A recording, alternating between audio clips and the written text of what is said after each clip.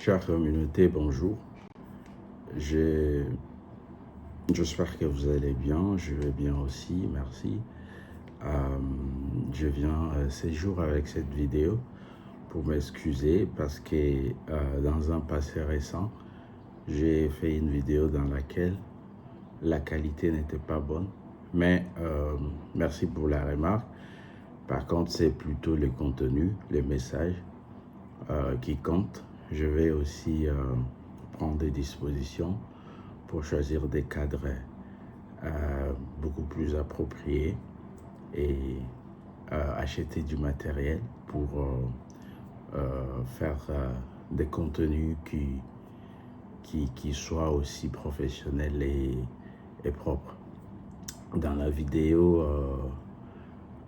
concernée, je parlais des choix d'une bonne organisation ou entreprise. Donc je disais que un bon employeur, c'est d'abord sa marque, c'est sa réputation, comment il traite ses employés, comment il est réputé vis-à-vis des partenaires et dans la société ou dans la zone où il exerce ses activités. Donc, je disais qu'il faut premièrement avoir une vision claire de l'entreprise et la vision doit être accompagnée d'un leadership éclairé, pas un groupe d'amis, pas un club d'amis où les décisions sont sélectives et prises sur base que ce soit une telle personne de telle origine ou de telle race ou d'autre. Parce que s'il y a une vision claire, même les objectifs de performance des équipes sont fixés sur base de cette vision-là et pour contribuer à atteindre les objectifs de l'organisation ou de l'entreprise. Bien entendu, il faudra aussi une structure très claire. Il existe des employeurs où vous ne savez pas qui fait quoi et il y a un chevauchement dans les rôles et responsabilités des uns aux autres. Parfois, ça crée des frustrations, ça crée des confusions.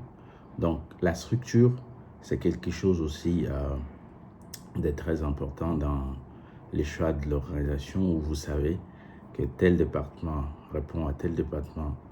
Et ça, c'est juste une ligne directrice, mais le plus important, c'est beaucoup plus les rôles. Parce qu'il y a des postes qui, juste par dénomination, sont confus avec les contenus du rôle du poste. Donc, si le rôle du directeur financier est de contrôler les dépenses et la conformité, donc c'est lui le garant de cette responsabilité. Il doit s'assurer que tout se fait selon la règle.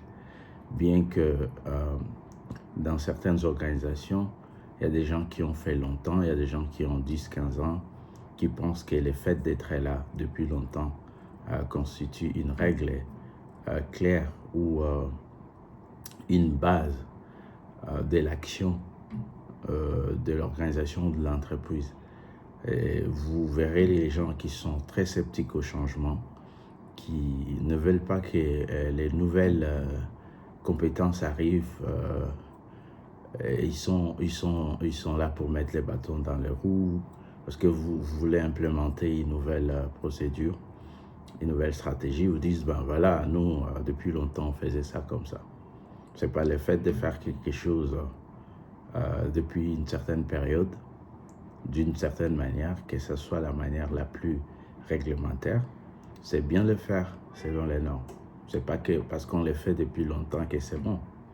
Vous pouvez faire quelque chose de manière erronée plutôt pendant des années. Donc, de la même manière que les employeurs, ils font de vérification de référence avant de recruter un employé, je vous conseille aussi de vérifier auprès des anciens employés, aussi auprès des partenaires, ce qu'ils représentent en termes d'image, en termes de structure, en termes de vision, en termes de leadership, c'est que c'est votre nouvel employeur. Merci et à très bientôt. Au revoir.